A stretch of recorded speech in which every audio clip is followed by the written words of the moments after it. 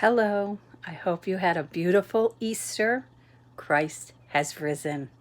I'm going to go as quick as I can. Let me switch us.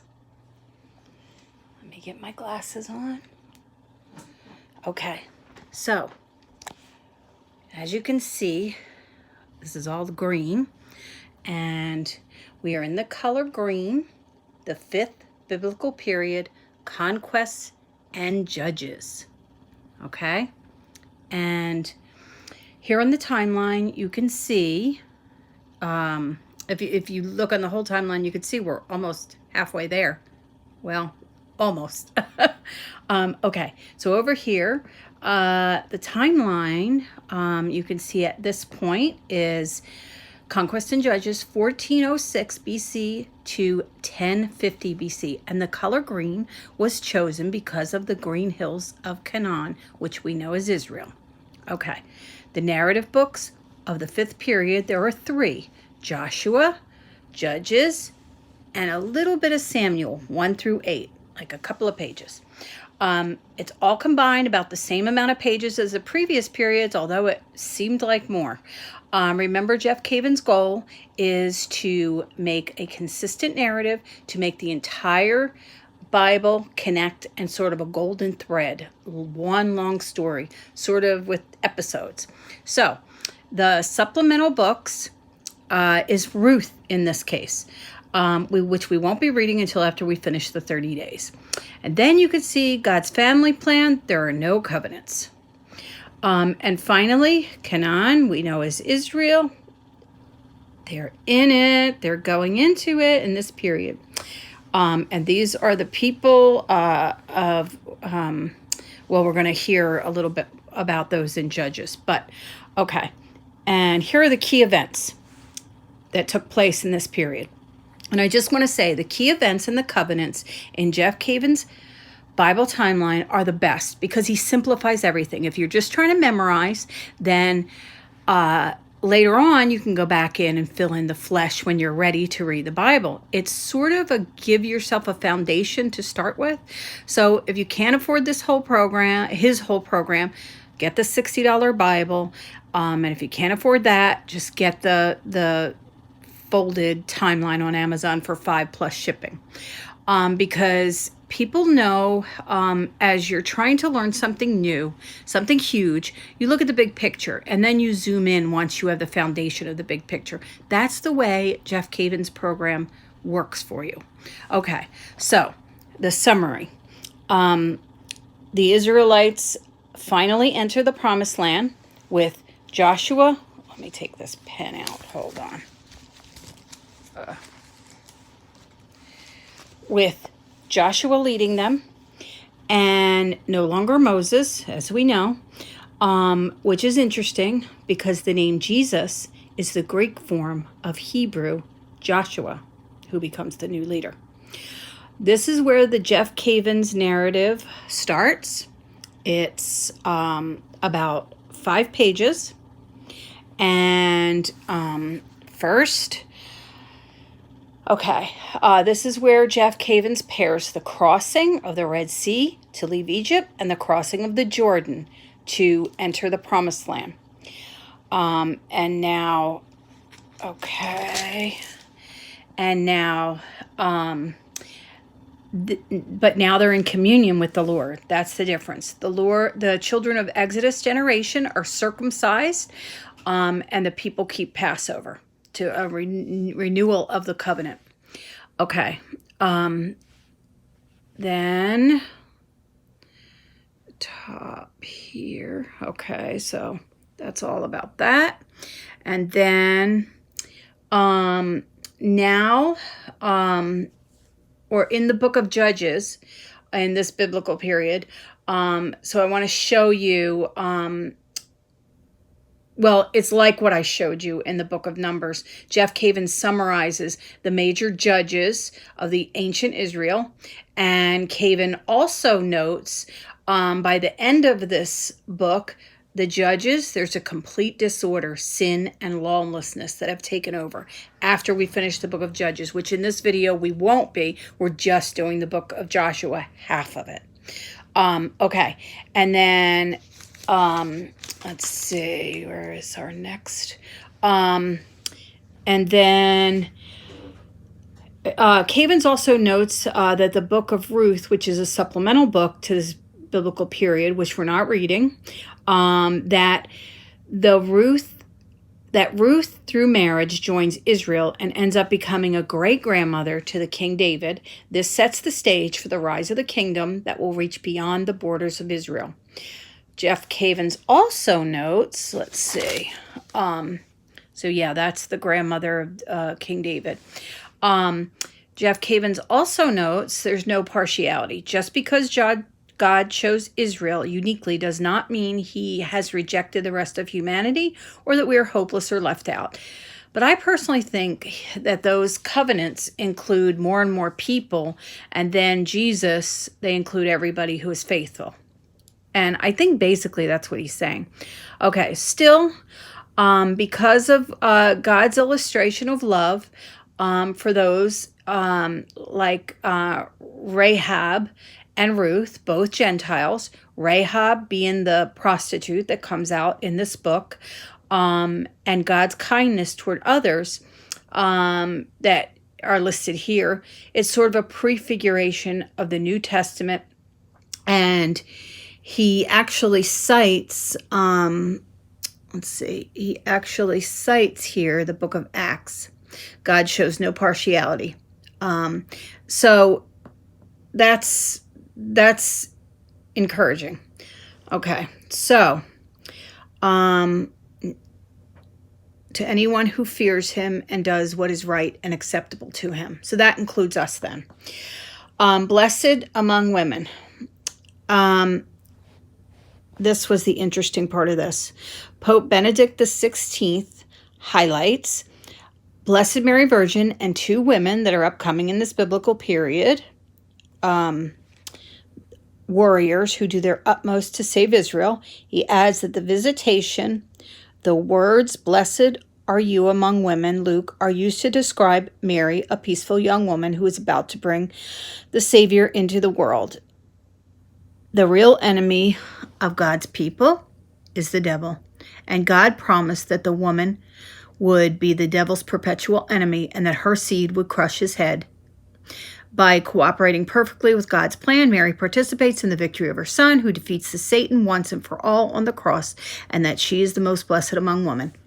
So that was interesting that he brought this out at that time. Okay, so then he comes down to the people seek salvation in earthly rulers and judges and earthly kings, all of whom can do nothing without the Lord. It is the Lord whom we are called to serve, for he is who saves us. Earthly rulers come, kingdoms rise and fall, but the Lord is forever.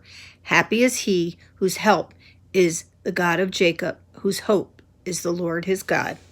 So, I like that. I want to just read that little part. Okay, now, let me get back here to start the book of Joshua.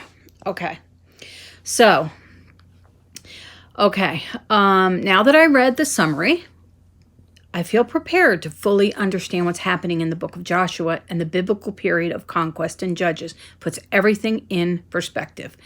God commissions Joshua. This book begins after the death of Moses, the servant of the Lord, and of course, Aaron. I notice here the Lord calls him his servant in Joshua 1, and in Exodus, I notice he tells Moses to go get my people. And then further in Exodus 33:11, it says he speaks to Moses as a friend. Just something I noticed. All sounds more distant to me. I don't know. Maybe it's just a word, but it kind of struck me. Okay, so then God commands Joshua to enter Canaan, and he promises he will always be with him, and he will never fail or forsake him. And then I notice that he tells him, be strong, be brave, for you shall cause the people to inherit the land, and I swore to their fathers to give to them. And I thought, but because of their and I thought this, but because of their grumbling and unfaithfulness, their inheritance slipped through their own fingers. And it was sort of sad to me at that point. And then I thought, our salvation, how it can slip through our fingers if we're not careful. I'm not going to be grumbling anymore. But I don't think it's just about grumbling, but, you know, that sets us up for things. And then the rest of this in Joshua, let's see, where is that? He tells him, he adds the most important part. Be not afraid nor dismayed, meaning don't let your fear stop you, because we all know that fear can trip you up, especially in something big like a war where you have to be very strategic and there's no time for fear. And then Jacob goes among each group and tells them very specific instructions, preparation. He preps the Israelites. He repeats with the Lord what the Lord said to him to be strong and brave, an inspiration talk like he got. And he adds this part: whoever rebels against your command and disobeys your words, whatever command you give him, and he rebels, he should be put to death. That is not someone who is afraid. Okay? He is determined to remove all obstacles. Yes, Joshua is the winner. He's not a reluctant leader like I felt like Moses was. He's all in. So you're going to see it in this. It's wowza. So the spies were sent to Jericho. Joshua continues to strategize, sending spies into Jericho, who go to lodge at the house of a harlot named Rahab that we just talked about in the summary. When the king finds this out, he sends a message to bring forth the men that came to her, to this house, to search the land, he told her. But Rahab hides them. She says, everyone knows the Lord gave you this land, she tells these two spies, and everyone knows the Lord parted the sea for you, and everyone is afraid. Everyone has been talking about all of you guys, you Israelites. So I will help you if you promise my family will be safe once you gain control of the land. And the spies agree. Okay? They agree. And you might remember the story about the scarlet rope through the window. That's how she will signal them who her family is. And they tell her, after we take control, your family shall not go through the doors, only through this window on the scarlet cord. And she agreed. And here's the important part. Here's the important part at the bottom. They meet up again with Joshua and tell him, the Lord has given us this land into our hands, and all the people of the land are faint-hearted because of us. They learned how afraid the people were because of the harlot Rahab. And that's the one we talked about in the summary.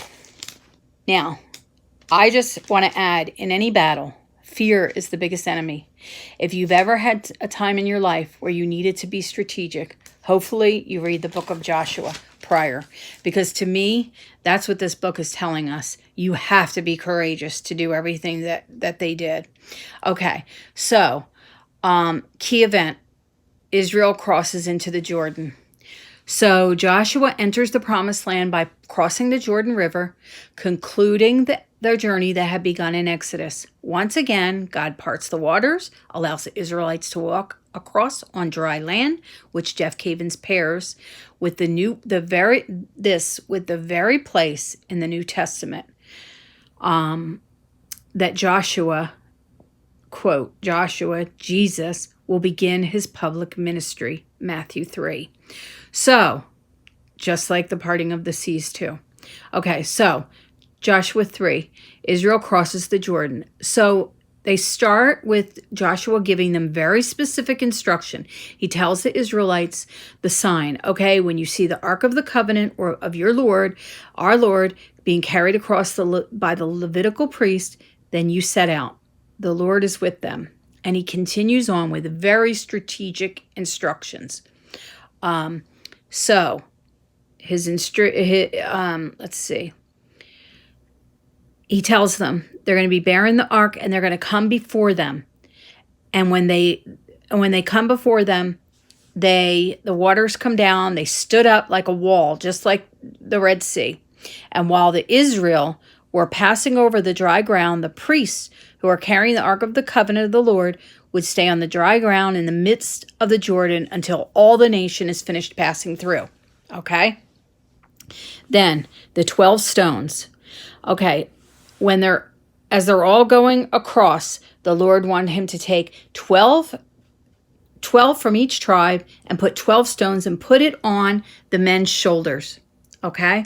And as the people walked across the row of the tribal leaders with the stones on the shoulder, the Lord says this because he wants us to know and he wants this remembered. This shall be a sign among you. When your children ask, that you shall tell them that the water parted from the Ark of the Covenant, and we walk through the stones with stones on our shoulder to keep this as a memorial for future generations. The Lord tells him that. That's what he wants. Forever, he says. Forever. So he wants us to know that. Your Lord wants you to know this. Okay. So the Lord wants us to know this stuff. If you are his child and you want your children to be his children, you want to teach your children these things. Okay. Remember when you sent your, when you sent your child to preschool, at least with that, when I did, a lot of us at that time, kindergarten, you let them take a stone with them so that this becomes a special stone now. Now, I lost ours. Unfortunately, I didn't recognize the significance except for her at the time. I would have saved it. I sent my daughter with a little silk baggie of stones because she would collect them wherever we went. And it represented for her, safety. And it said to her,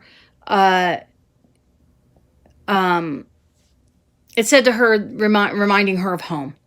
And so if I could have used this as a teaching moment about the Bible, if I had known that, to start to explain these things to her. I didn't know. If you can't do it with your children, do it with your grandchildren. That's my plan. This is even a part of it, this YouTube stuff. It is not the stones or the sacramentals that part the seas, okay?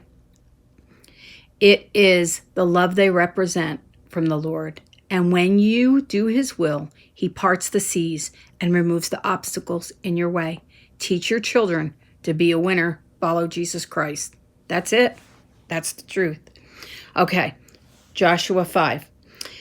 All the sons of Israel are circumcised.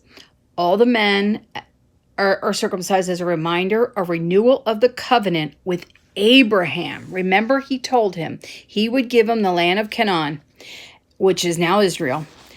And now they're entering the promised land. Okay.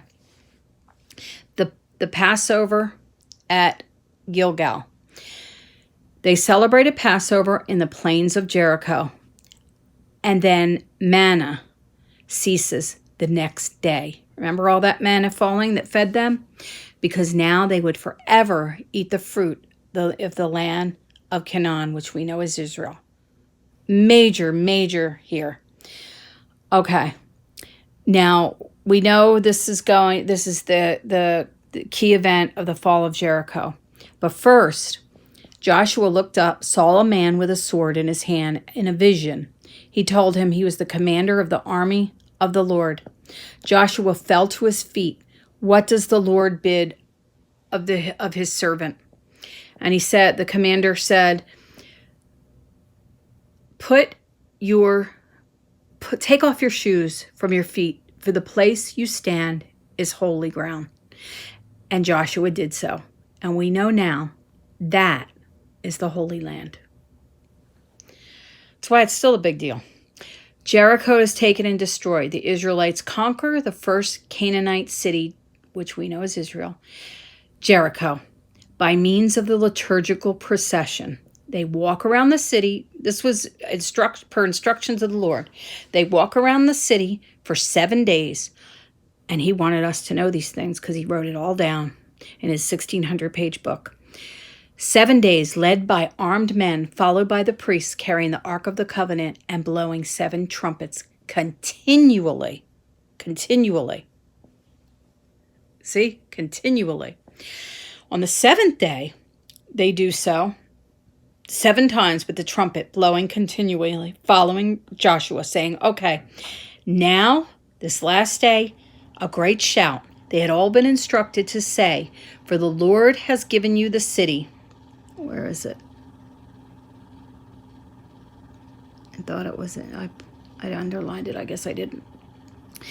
The Lord has given given us the city, and the city and all within it shall be devoted to the Lord for destruction. And the city walls came tumbling down after this big great shout. And only Rahab, the harlot, and all who are with her in her house shall live. Everyone else was killed. The Israelites were instructed not to keep anything, nothing, except the silver and gold and the vessels of bronze and iron. They said, our secret to the Lord, that are sacred to our Lord, and they shall go into the treasury of the Lord. Okay? So they keep those. Only for the treasury of the Lord. No men were allowed to keep anything in this. So we have the harlot and her family removed, and then they burnt down the town. So now, the clear message is given to Israel is victorious, not by its military or political strength, but by the Lord through the people's faith, obedience to what he told them to do, and worship. When the people act otherwise, they're defeated. And the example is going to be in Joshua 7. The sin of Achan and its punishment. The Lord had commanded the Israelites not to take anything from Jericho. Everything was to be destroyed. But before it was, a man named Achan disobeyed the order. And he was part of the clan of Judah. Meanwhile, Jacob sent some men from Jericho to the next city east of Bethel called Ai, with orders to explore the land.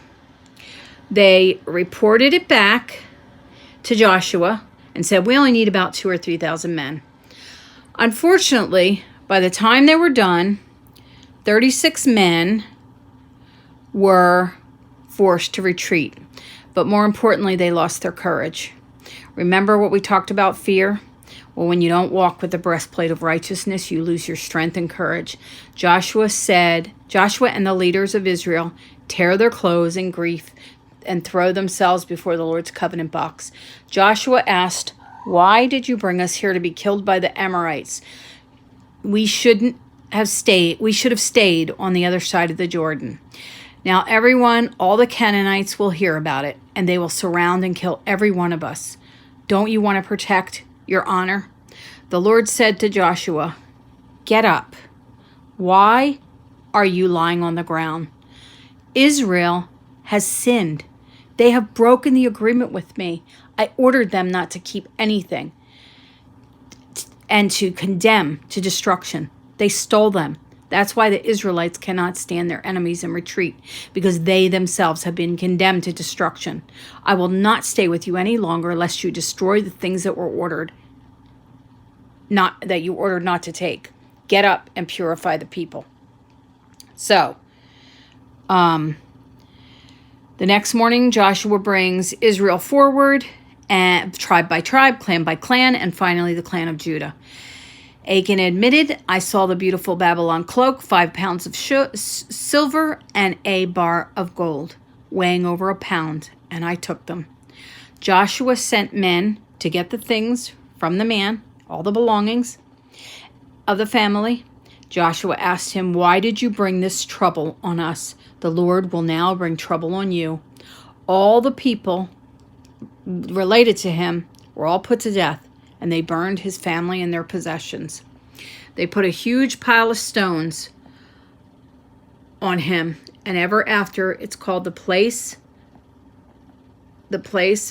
Valley of Achor, Trouble Valley.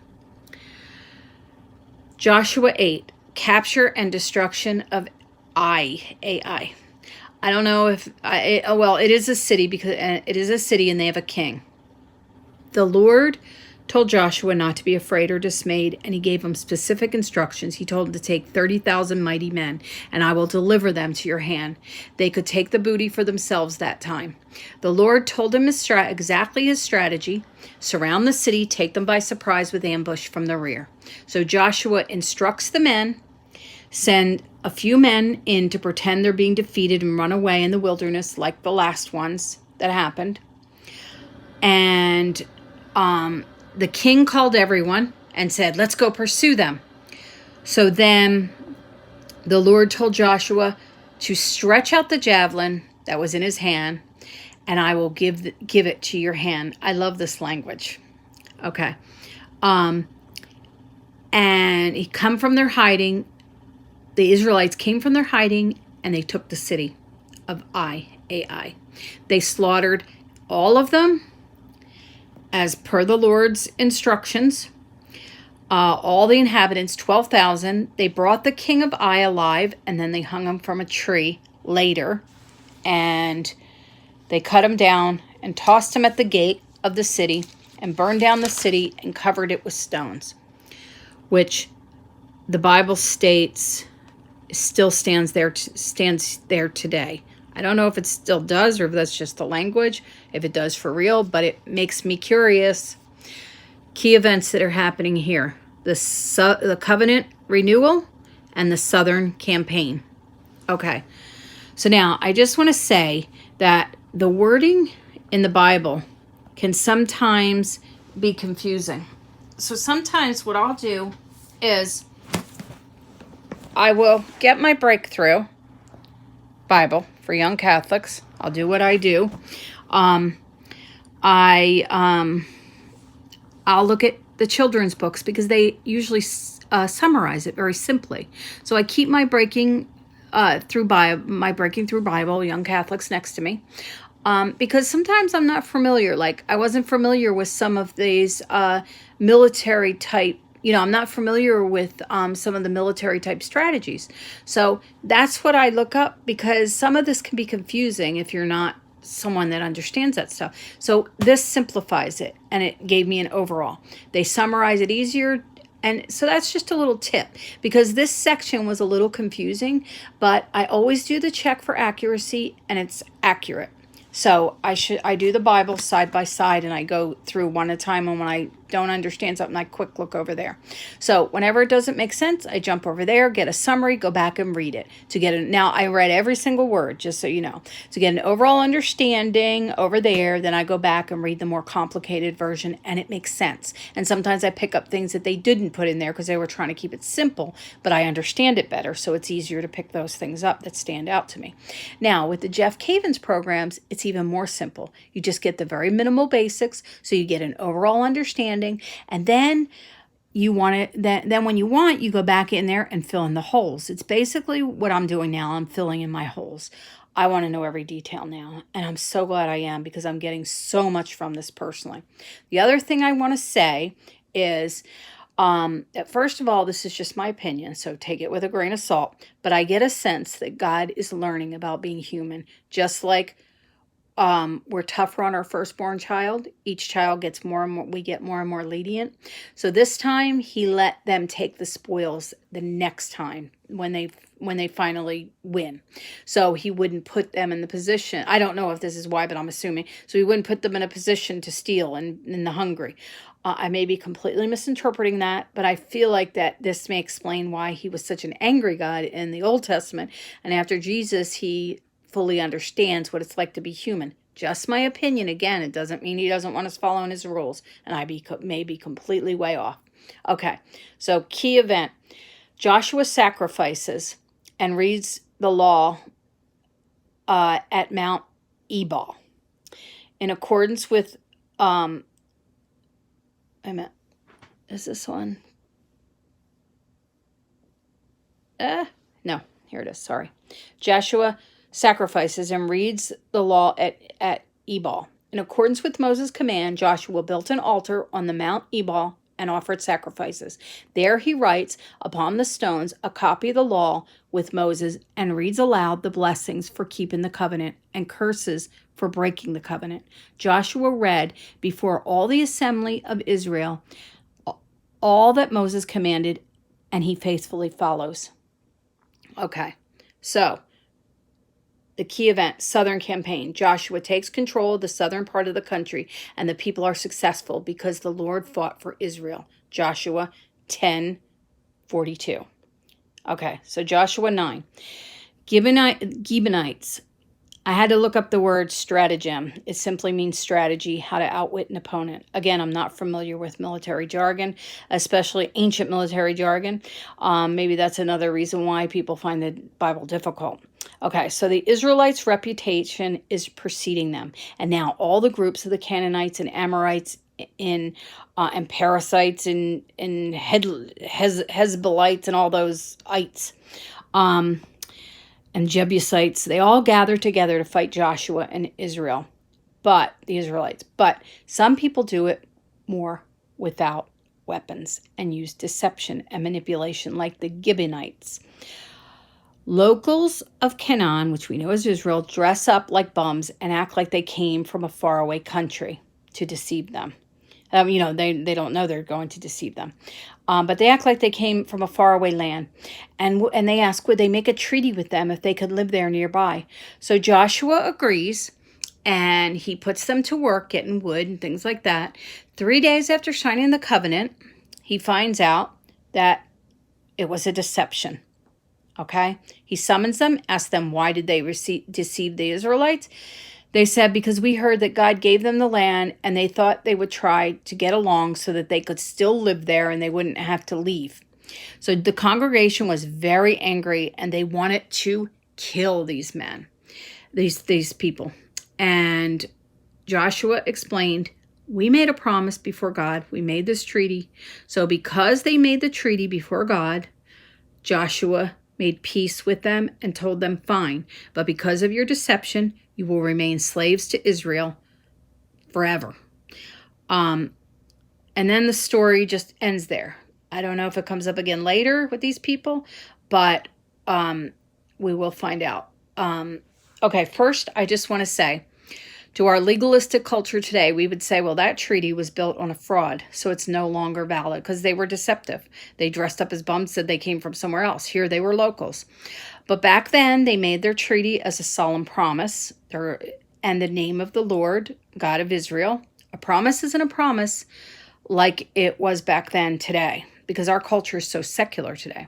Some people would say that the Israelites extended compassion, which they do today, to all the people around them, Gentiles and whatever. They still do that today in Israel. They have all the Palestinians around them wanting to kill them. They help them out in their hospitals. They save them. They give them money. They're poor Palestinians around them. They are so compassionate. They're a very compassionate people as a whole. They're under a lot of attacks. But it's also true about truth and deception. If you notice, Joshua didn't consult God. And clearly, God told them, do not make covenants with these people, with any people, lest they be a thorn in your side, and don't let any of them live. So I don't know if anything happens in this case, but I know it is real.